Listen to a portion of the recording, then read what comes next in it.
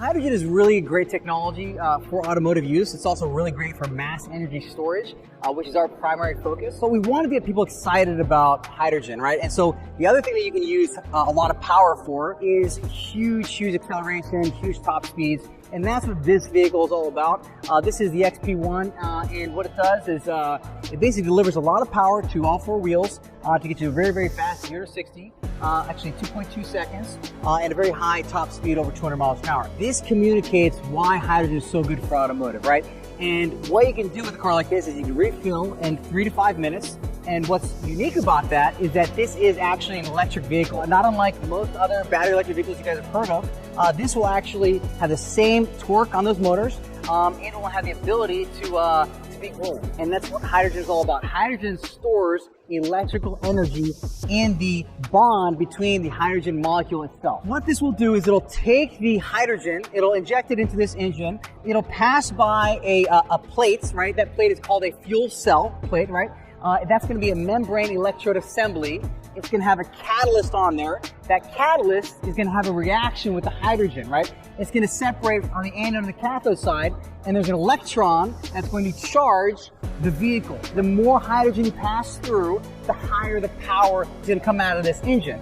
And that power will actually move these wheels, and this car will actually go from that hydrogen energy. And it recombines the oxygen on the other side of that cathode to basically create water. So hydrogen, if you imagine two hydrogen atoms sort of locking arms together as a molecule, separating, releasing an electron, and then recombining with oxygen to make H2O. So your only byproduct is actually water from a vehicle like this. So in many ways, it's powered by water, because the way that you actually create hydrogen in a green way is taking water and using the process of electrolysis and splitting it up from this basic form. So H, hydrogen, oxygen. So now you're creating oxygen in hydrogen. The hydrogen you can actually use in an engine like this, and now you have a green, total closed loop system. It becomes water again, you can create hydrogen again.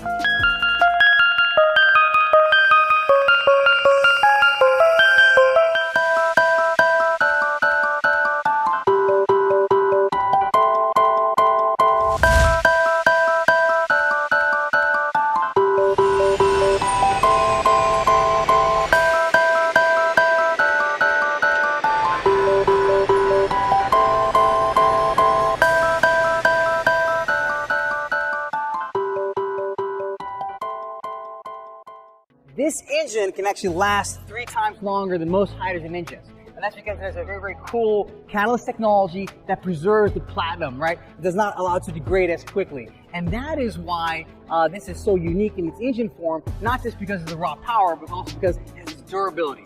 This car can go 1,000 miles, it can refill in 3 to 5 minutes, and the engine can last over 1 million miles because of that catalyst. And that's the very exciting things that we're doing here in Columbus with some exciting partners that we're going to be announcing very, very soon. We'll talk all about that locally here too.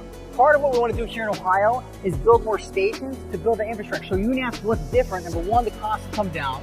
Number two, we have this unique technology that's much more durable, and a product. So there's been multiple products that have been released since then that are actually viable that people can purchase and drive today.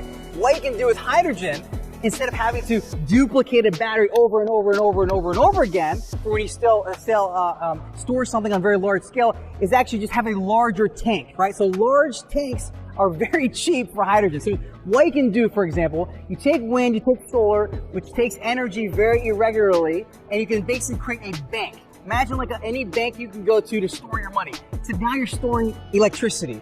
Today, big energy companies want to build solar. Solar is cheap now. Wind is not expensive either. They want to build bigger solar farms, but it makes no economic sense because there's no way to store the energy. When you introduce hydrogen as the energy storage mechanism, now you can store huge 100 megawatts all the way to gigawatt range with this type of technology. And that's exactly what we want to do. That is our focus, to change and to decarbonize the world by creating a bank of energy that can be used. And energy companies are excited about that too, and they're going to be announcing some cool stuff with those two as well in the future. So yes, we will provide that full service range. One thing though about the car, and it is exciting, there are a few features that I want to point out.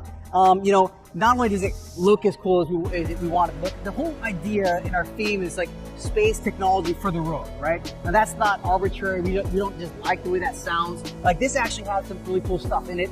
And we do work with NASA on a number of things, right? So there are several commercialized technologies that we're actually using from NASA that are in this car that are pretty cool in and of itself. One for storage, one for power management, and a few others that are going to be announced a little bit later. But one of them actually is in this wing specifically, right? But this actually wing is adjustable. I'll tell you why. Number one, it can adjust the aerodynamics. So it can break up the flow of air around the car, so you have active aerodynamics for handling and cornering. So this will actually move in this orientation. The other thing that this wing does, because it moves, is allows you to actually pivot to hit different angles of the sun.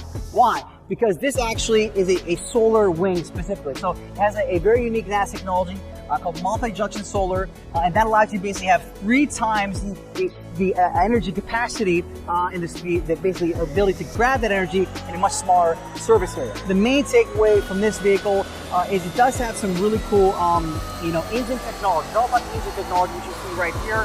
There are some cool technologies that we're going to introduce later that are also part of this car that are going to be a separate announcement. But when it comes to car design relating to fuel cells, the magic sauce is all about the chemistry, right? So the catalyst chemistry, the material science, that is what's most important in this vehicle and how that works specifically. When I told you that durability, we talked about the 3x durability, that's what makes this thing so unique. That 1,000,000-mile target, we are doing that to make these more viable across the board, not just for this application, but obviously if you're in a commercial truck, you want that to be, a long-lasting vehicle.